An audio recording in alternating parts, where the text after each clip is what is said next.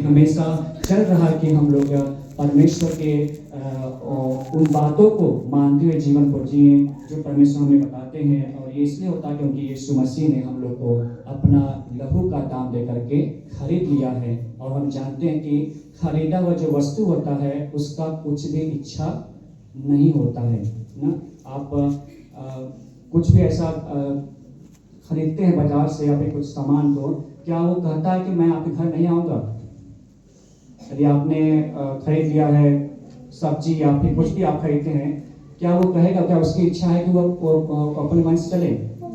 नहीं, उसकी इच्छा ये होगा कि जो मुझे खरीदा है मैं उसकी इच्छा के अनुसार अपने जीवन को जीऊँ, चाहे वो कुछ भी मेरे साथ करे। तो ये है हमारे उस परमेश्वर का कार्य जो कि परमेश्वर हम लोग के जीवन में करते हुए आज। इसलिए अंतिम में पता कहते हैं कि तुम्हें अनुग्रह और शांति बहुतायत से मिलती रहे। इसलिए कि परमेश्वर ने हम लोग को चुना है, पवित्रीकरण कार्य आत्मा कर रहे हैं, मसीह के लहू द्वारा हम लोग खरीदे गए हैं। उस आज्ञा को मानते हुए हम लोग परमेश्वर का अनुग्रह पाए और उनकी शांति में हम बहुतायत से अपने जीवन को आगे जीते हुए उनके नाम की हम महिमा करें। तो हमें अपनी पहचान को नहीं भूलना है। और ये पद, ये एक दो पदों में पतरस बहुत सी वो जो ना ईश्वर का जो कार्य है उनको बहुत ही गहराई से बताता है कि हम लोग का जो पहचान है वास्तव में हम लोग चुने हुए परदेसी के समान है, जिसको पिता ने क्या किया है, अपने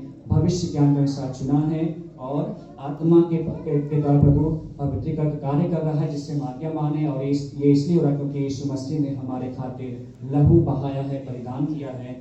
उस लहू के छिड़के जाने के द्वारा हम लोग क्या है कि चुने गए हैं। इसलिए हम उस प्रभु को धन्यवाद करते हुए उसकी महिमा करें और उनके नाम को हम धन्य कर सकें। प्रभु आशीष करे, हम अपनी पहचान को भूले ना, बल्कि हमें जाने कि हम इस संसार में एक परदेसी के समान है और हम परदेशियों की कोई इच्छा नहीं होती है। हमारी इच्छा ये होती है कि जो हमारा घर का स्वामी है, जो वो चाहता है, जो वो कहता है, हमें उसके अनुसार अपने जीवन को जीना है, ताकि हम उसकी इच्छा करें। और जब तक हम इस संसार में हैं हम उसके नाम को धन्य करते रहें, हम उनके नाम को महिमा देते रहें। प्रभु आप सभी को आशीष करें। आइए हम लोग प्रार्थना करें कि परमेश्वर अपने वचन के द्वारा हम लोग को आगे उत्साहित करते रहे और हमें इस सत्य को अपनाने प्रभु सहायता करे कि हमारा इस संसार में कुछ भी नहीं है, न हमारा नाम है, न सम्मान है, बल्कि हम लोग की पहचान ये है कि हम लोग हमारे उद्धारकर्ता प्रभु यीशु मसीह के उस लहू के छिड़के जाने के द्वारा, उनके लहू के दाम देने के द्वारा हम लोग खरीदे गए हैं। उनके लोग हैं, वो मेरा परमेश्वर है और मैं उनका जन हूँ, कि मैं उनका लोग हूँ। इसलिए हम उस प्रभु के हम धन्यवादी होते हुए अपने जीवन को जिए और धन्यवाद करें कि पवित्र आत्मा जो कि हम लोग को दिन प्रतिदिन हमारे जीवन को पवित्रीकरण में आगे बढ़ाते हैं कि हम अपने पापों का पश्चाताप करते रहें और आज्ञा मानते हुए जीवन को जिए, ताकि हम उनकी इच्छा पूरी करें और हम प्रभु की स्तुति करें, उस पिता की जिन्होंने अपने भविष्य ज्ञान के अनुसार हम लोग को चुन लिया है कि हम उनका बेटा बेटी हो जाएं, हम उनकी संतान हो जाएं, हम उनके राज्य के नागरिक हो जाएं। और ये हमारे लिए एक अद्भुत बात है कि हम लोग चुने हुए एक परदेसी के समान संसार में हैं।